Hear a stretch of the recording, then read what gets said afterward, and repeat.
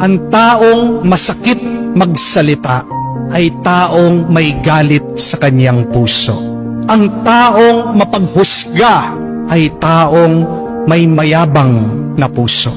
Ang taong negatibong magsalita ay taong puno ng takot sa kanyang puso.